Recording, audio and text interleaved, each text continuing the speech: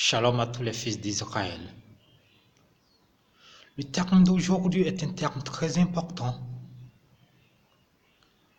que beaucoup négligent. Pour en revenir, nous n'allons pas oublier tous les tzadikim, tous les sages, tous les justes à travers les nations qui, dans leur lien, touchent Israël, les tzadikim d'Israël, les justes d'Israël, les vrais kadosh d'Israël, afin que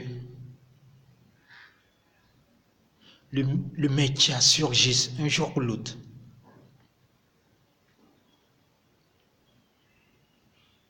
Il a en fait été dit, écrit, comme dans la bénédiction de Jacob,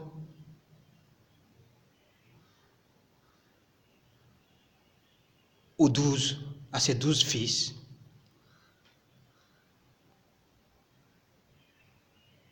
Le fils de Yehuda, donc le fils de David,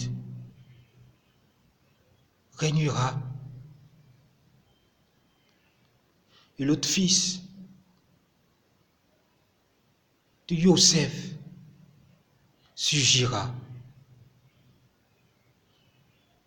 Dans le grand lien, il aura alors l'harmonie.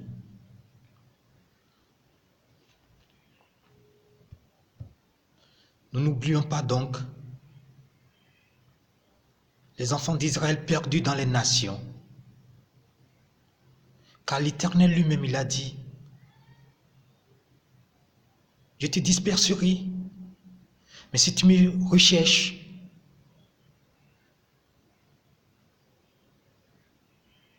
je te disperserai, mais si tu me recherches, je ne t'abandonnerai pas. Tel c'est écrit dans la Bible. Tiré des 5 premiers livres, car les 5 premiers livres sont les livres sacrés, encore plus sacrés que les livres des prophètes, plus sacrés encore que le Talmud. C'est donc les 5 premiers livres qui sont dans les nations et qui sont dans Israël. On pourra tous interpréter les lois,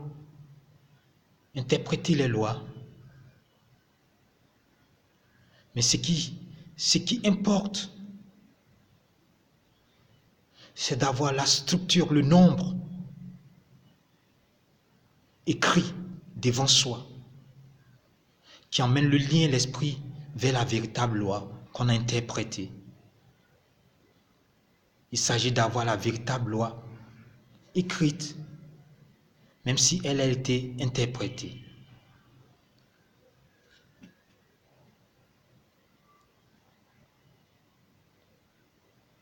Nous sommes israélites, nous sommes aussi juifs. Chacun peut, de là où il est, se dire qu'il est plus juif. Il peut être azotpanim et se dire qu'il connaît plus. Mais la vérité se trouve chez Akadosh Baruch lui-même. Que tu sois du royaume de Juda ou du royaume d'Israël, ton but, c'est d'aller vers tes frères en justice et non de leur être supérieur. Car Dieu n'est le patrimoine de quiconque. Dieu n'est pas le patrimoine de quelqu'un. Avant Israël, les hommes communiaient. Enoch de Zion a pu communier avec Dieu et avoir une grande connaissance, une grande sagesse qui est aujourd'hui répandue dans les nations.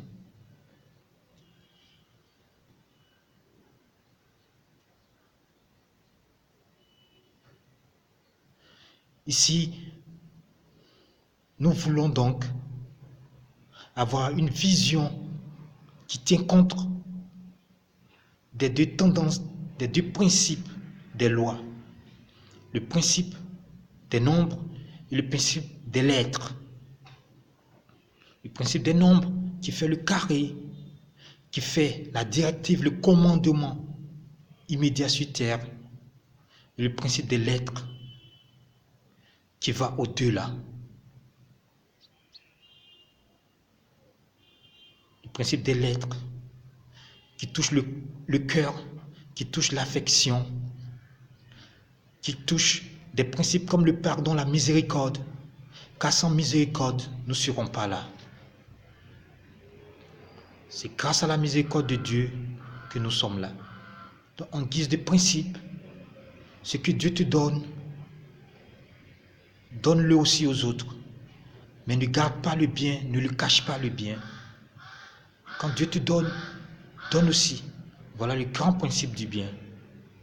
Sinon, on aurait pu avoir des biens innombrables que Yahvé nous aurait donnés. Mais simplement, le problème c'est qu'il y a certains, étant tellement enclins au bien, étant tellement enclins à la prospérité, étant tellement enclins à l'argent, étant tellement enclins au plaisir, qu'ils confixent le bien, le bien-être pour eux seuls. Voilà pourquoi le Seigneur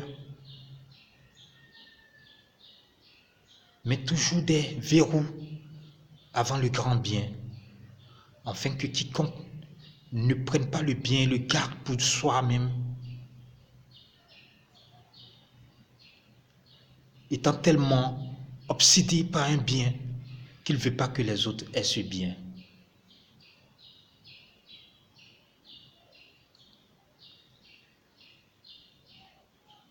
Nous allons donc demander à Yahvé Elohim de nous inspirer en ce jour pour aborder notre thème. Un thème qui concerne un aspect de l'être qui est souvent brimé, un aspect de l'être qui est souvent condamné, mais qui pourtant engendre l'homme et pourtant fait souvent des alliances entre les peuples et pourtant qui engendre l'être le plus élevé dans cette sphère qui est l'homme. Nous allons parler aujourd'hui des relations intimes, du sexuel, dans le judaïsme, dans l'israélisme, dans les nations, et cela face au principe de la Bible.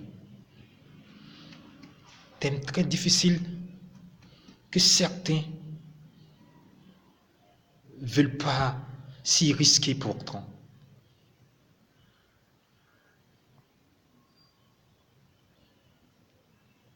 Pour commencer, nous allons faire le contour même de la notion de sexualité, de relation intime au corps. Dans la Bible, il est écrit « multipliez-vous ». Cela a été dit à Noé.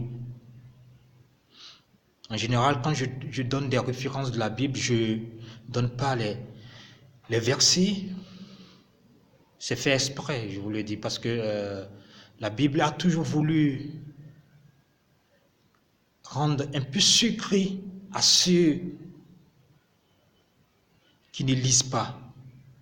Ceux qui ne cherchent pas la communion, la Bible a toujours fermé la porte. Donc ce n'est pas à nous de donner les versets comme ça. Il y a des progressions dans les 5 premiers livres. La Torah, la Bible. Il y a une progression. Et cette progression ne doit pas être gênée par les versets qu'on donne comme ça, où les gens iront prendre les versets sans travailler, sans suivre la procédure d'étape à étape. Voilà pourquoi je dis seulement le livre. Et après, vous allez lire de vous-même en progression pour trouver le secret. Car dans la Bible, il y a des secrets. Il est écrit, multipliez-vous. Cela a été dit à Noé. Donc vous irez dans la Genèse, vous verrez.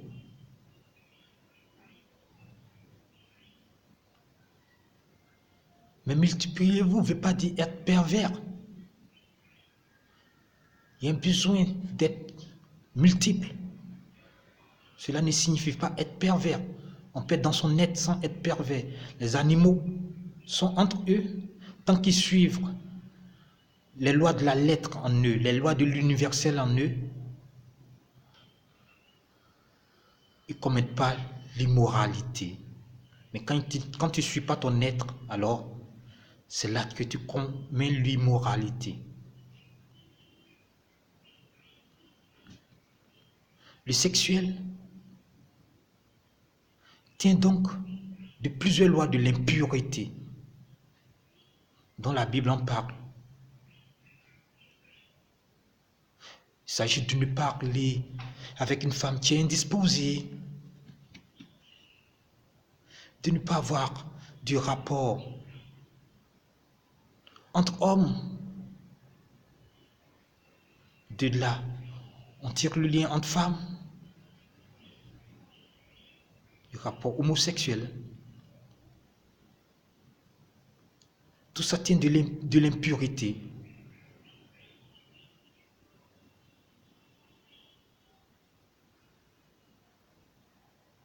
Il s'agit donc ici, pour rester dans le cadre adéquat, de s'éloigner de l'impureté quand il s'agit du sexuel. Mais nous allons aller plus loin, parce que ce n'est pas un thème où on reste en surface. Nous allons approfondir tout ça.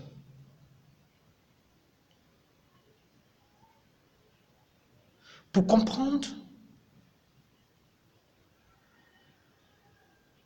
la notion du sexuel, il faut regarder les deux êtres dont nous parlons, l'homme et la femme. Ce n'est pas des animaux que nous parlons de l'homme et la femme. Un qui est très enclin à cela, c'est-à-dire l'homme, et l'autre qui est sacrément moins enclin, c'est-à-dire la femme. Si nous parlons alors du sexuel, pourquoi alors ces deux êtres n'ont pas le même comportement face à cela? Nous allons l'expliquer également.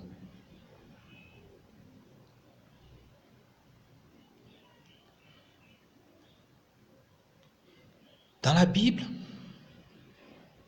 vous verrez des dérapages d'hommes de Dieu face à cela. Des dérapages du roi David face à la femme d'un de ses soldats. Pourtant, le roi David, qui est vu pratiquement comme un messie dans certaines contrées, peut faire oublier à cela. C'est pour dire que chez l'homme, c'est une puissance à la création qu'il n'arrive pas à maîtriser, malgré cette puissance en lui. Vous verrez dans la Bible des passages où Judas, l'un des fils de Jacob,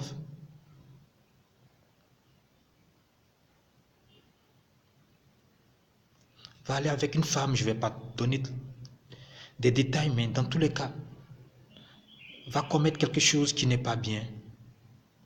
Il y a des exemples de ce genre, mais je ne vais pas les donner ici parce que, comme je l'ai dit, la Bible s'aborde dans une procédure car il y a des secrets. Et les hommes de Dieu qui nous ont précédés, nos pères, nos patriarches, il ne s'agit pas de les humilier, mais il s'agit de comprendre en lisant soi-même la Bible. Dans tous les cas, il y a des exemples où l'homme affaibli.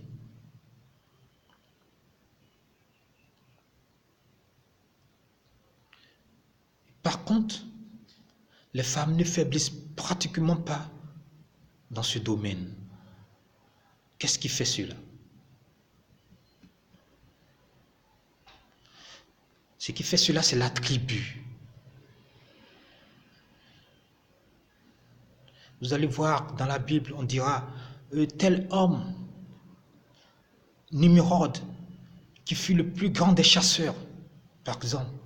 On dira tel, on sortira son attribut. Lui, c'est le père des agriculteurs, le premier des agriculteurs. Il fut le premier des agriculteurs. Parce que Dieu, quand il crée quelqu'un, c'est pour un attribut. Et là, il s'agit d'un attribut particulier. Mais l'être même, la créature a son attribut. Chaque être qui est créé a son attribut. La femme, c'est l'attribut de l'amour, l'affection. Vous verrez souvent que les femmes sont sensibles à leur famille, à leurs parents, aux enfants. Quand elle a son patrimoine, elle donne aux enfants sans compter. Ses proches, elle leur donne. Mais quand il s'agit des gens extérieurs, elle est plus fermée. Elle ne donne pas tellement. Des gens dans le domaine politique, par exemple, elle va pas être celle qui va contribuer plus à la caisse du parti. Parce que son principe, c'est l'amour. Et l'amour demande la pureté. La pureté, c'est dans la famille.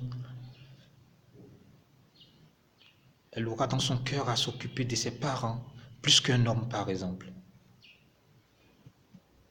Je veux dire, dans son carré proche. L'homme, c'est autre chose.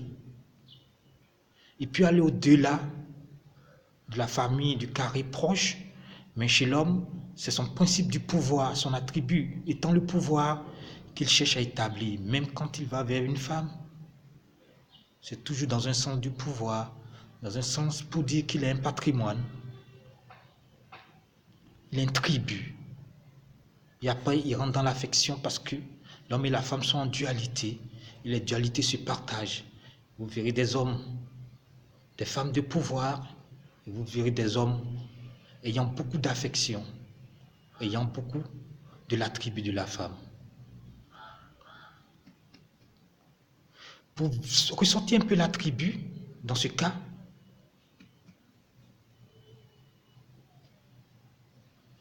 je vais vous donner souvent l'exemple que je donne dans mes cours, l'exemple du repas, pour pouvoir sortir un peu la notion du sexuel. Vous pouvez aimer un repas et ce repas équivaut à 90% de satisfaction, mais vous mangez les autres repas, peut-être parce que vous voulez une bonne santé, peut-être parce que ces repas sont assez bons pour votre santé. Alors, vous prenez ces repas, vous les consommez.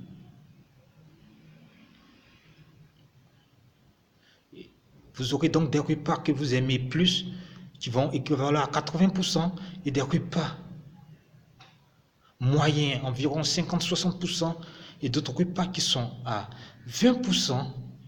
Mais dès que vous voyez que le repas se fait vers 5%, vous ne consommez pas. Vous préférez ne pas consommer ce repas qui vaut 5%, 6%, parce que ça serait trop bas dans votre honneur, trop bas dans votre orgueil. Vous en prendrez si vous n'avez pas le choix, par exemple. S'il n'y a plus de repas, que la demande est trop forte, peut-être. Mais on ne descend pas à 5%, 10%.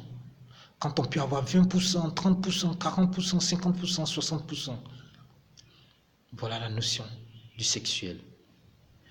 Mais par contre, si vous êtes un chef cuisinier, un spécialiste de la gastronomie,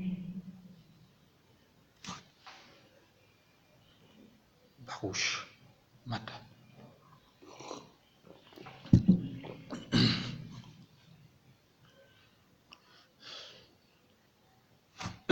Pardon. Si vous êtes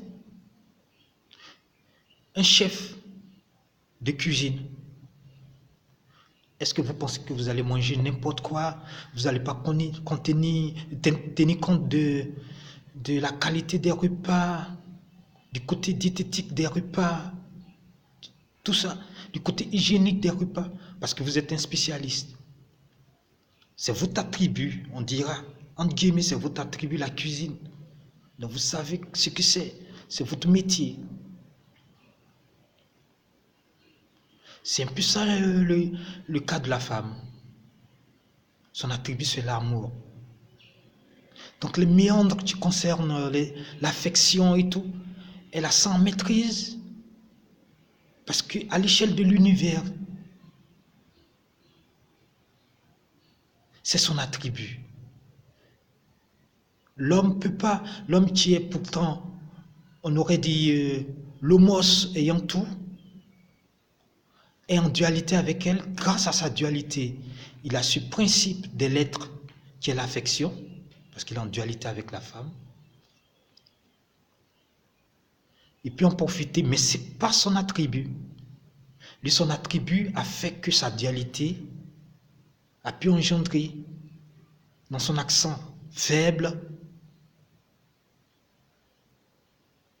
le principe de l'affection, le principe de l'amour qui est son attribut. Mais tout s'équilibre, parce que comme j'ai l'habitude de vous le dire, les lois se font en lettres, c'est-à-dire ce qui va à l'universel, à l'affection, au don, à la sédéca. Et les lois se font aussi en nombre. Tout ce qui est carré, qui est posé, qui est comme mathématique, qui ressort des principes comme pi.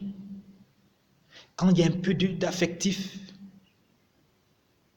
parce que vous n'allez pas avoir un chiffre sur 4 ou 5, mais vous allez voir un chiffre en virgule que certains mathématiciens appellent des chiffres irrationnels. C'est ce côté irrationnel-là qui est la fusion entre le nombre et les lettres. Vous n'allez pas avoir une valeur arrêtée pour les chiffres à virgule. C'est le mélange des deux gens qui donnent les chiffres à virgule. Mais le nombre lui-même, il est arrêté. Il est 2, il est 4, il est 5. C'est cela le principe des lois. Et le respect des principes, comme je l'avais dit dans un autre cours, des nombres, vous donne la science physique. En parenthèse, la science du physique, du corps. La science de la matière. La restitution de la matière. Mais ça ne suffit pas. Il faut équilibrer ça avec l'affectif. Le partage, où tout se transforme en guerre parce qu'il n'y a pas de partage. Mais ces lois-là sont infuses comme à l'intérieur, comme dans les nations. Mais si vous avez le nombre, vous pouvez atteindre facilement les lettres. Comme si vous avez les lettres, vous pouvez atteindre facilement les nombres. Mais la véritable plénitude, c'est de faire l'harmonie entre les deux tendances. De faire la convergence entre les deux tendances, l'adaptation entre les deux tendances. Au niveau de l'amour, la femme détenant donc ce principe des attributs, elle devient comme le chef cuisinier qui ne mange pas n'importe quoi, qui n'accepte pas les 20% satisfaction quand il est le chef cuisinier, c'est son attribut. Il cherche vers les 80%, 90%, voire 100%. Donc, elle cherchera de la qualité. Donc, c'est par son être et son attribut qu'on peut voir le véritable rite, le véritable comportement lié à l'affection, lié à l'amour. Car elle a cet attribut. À travers elle, on peut s'inspirer, on peut la contempler et voir le comportement qu'il faut en la matière. Car elle a ça en absolu, en elle.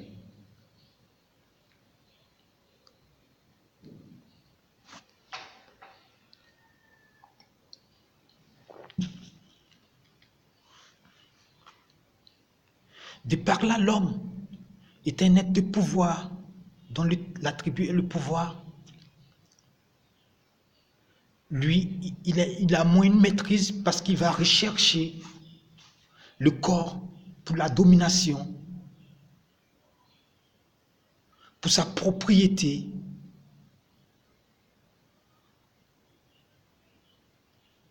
Mais en le faisant, il perd lui-même son attribut en le faisant.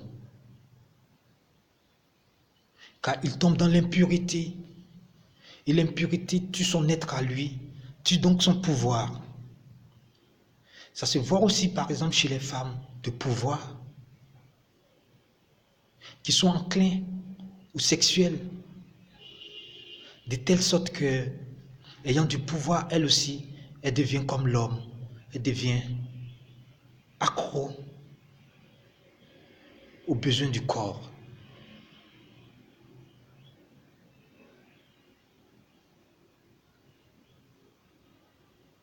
Elle alors, elle doit équilibrer ça par l'affection, l'affectif qui est son principe. Parce qu'en réalité,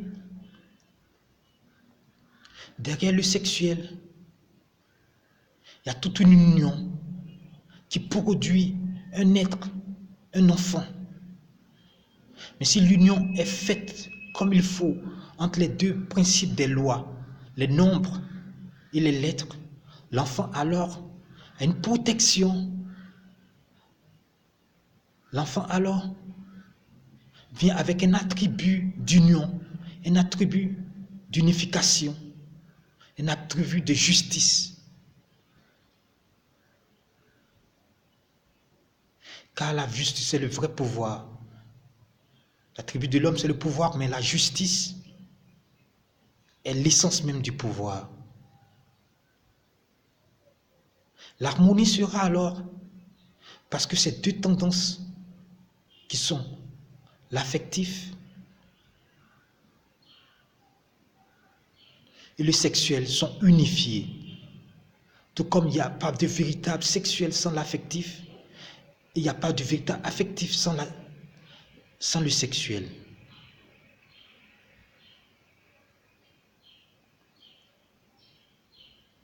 Unifier ces deux tendances est un but pour atteindre la véritable satisfaction au haut niveau. Ce qui revient à dire qu'une femme, dans son effort, doit appuyer sur les principes de loi à l'affectif qu'elle a ça en absolu. Mais si tu respectes ton être, tu ne dois pas être accro seulement à l'argent, tu dois être accro à l'affection. Donc, une proposition de 60% de satisfaction peut s'avérer bien dans un principe de don, puisque cette fois-ci, c'est toi qui donnes aussi. Ça, c'est dans le cas de la femme.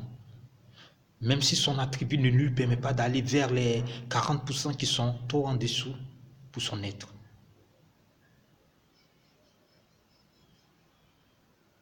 Donc, ne pas se concentrer trop sur l'argent et voir respecter son être qui est l'affection et demander l'affection à l'homme serait la purification au niveau de la femme. Car je vous ai dit au début que le sexe demande la purification. Il a horreur de l'impureté.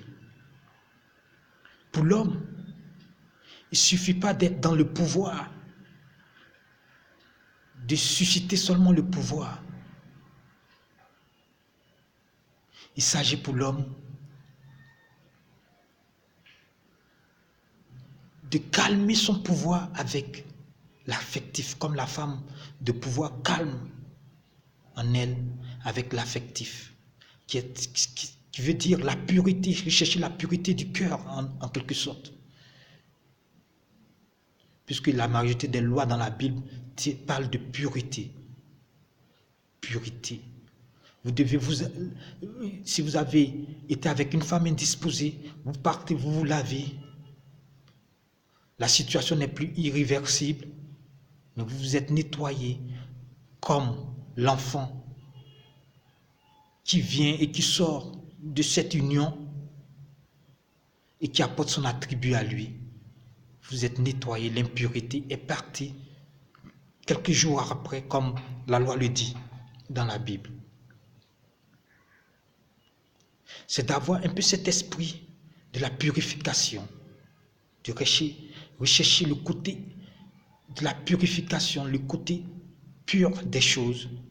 Le côté pur des choses après qui demande que la femme soit votre femme à vous et que vous n'allez pas chercher la femme de l'autre. Donc ne pas chercher la femme de l'autre, c'est rester dans la pureté, la véritable affection. Cela veut dire alors marquer sur cette dernière le lien, l'alliance, c'est-à-dire l'épouser, de nos jours juridiquement la marier. Mais tout ça peut suivre des étapes. La miséricorde ressort ici, comme dans les lois des lettres, surtout au niveau de celle qui détient l'attribut de cela, qui gère cela avec beaucoup d'affection et qui préfère, dans beaucoup de cas, le mariage. Son modèle peut servir d'inspiration dans tous les cas, vu son attribut.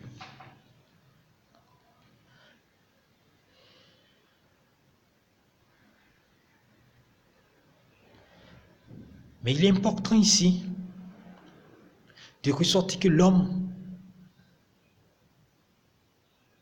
en calmant son pouvoir avec l'affection, a droit aussi à une compréhension qui n'est plus liée au principe du pouvoir, qui est liée à une acceptation, même à 40% de satisfaction, à 50% de satisfaction selon la femme. Il ne sera plus objet des démons qui pourront rentrer dans son esprit, parce que le sexuel est une élévation forte à l'esprit. Et comme les démons sont des êtres spirituels, ils recherchent l'impureté pour s'accrocher, pour se coller à votre esprit quand il y a une impureté.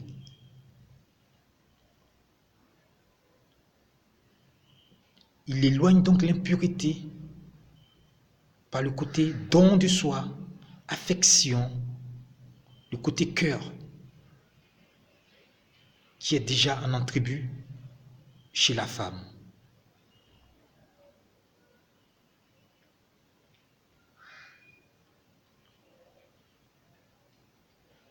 Pour récapituler,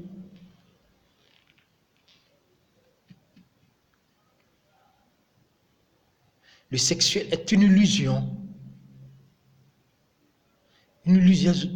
de grande satisfaction quand l'affection n'est pas à ses côtés, car les deux sont des faux jumeaux.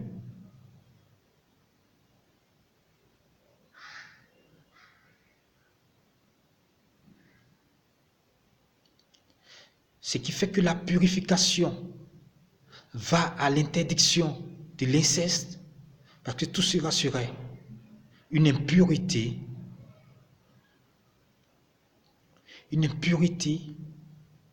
tout ça serait une consommation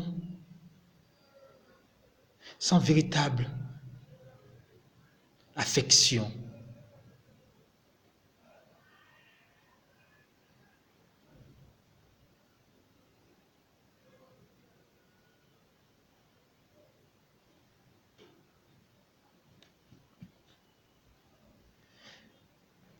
On ne va pas être plus long.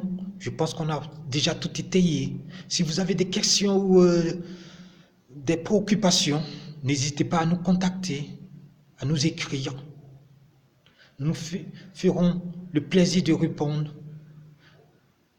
Rabbi Ioun, que je suis, va vous répondre sans problème, mais toujours avec l'inspiration de la Bible, avec les secrets de la Bible, car c'est cela aussi notre attribut. Nous ne faisons pas d'occultisme, d'exotérisme. Nous cherchons toujours à être en communion avec Elohim, Yahvé, pour vous donner les réponses qu'il faut.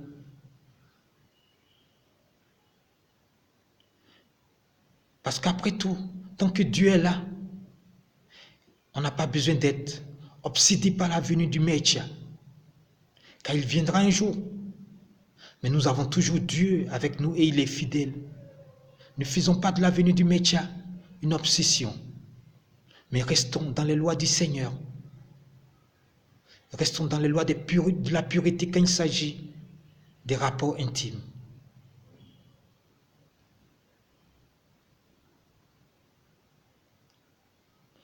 Shalom à tous et que le Seigneur veille à l'harmonie dans le monde. Amen.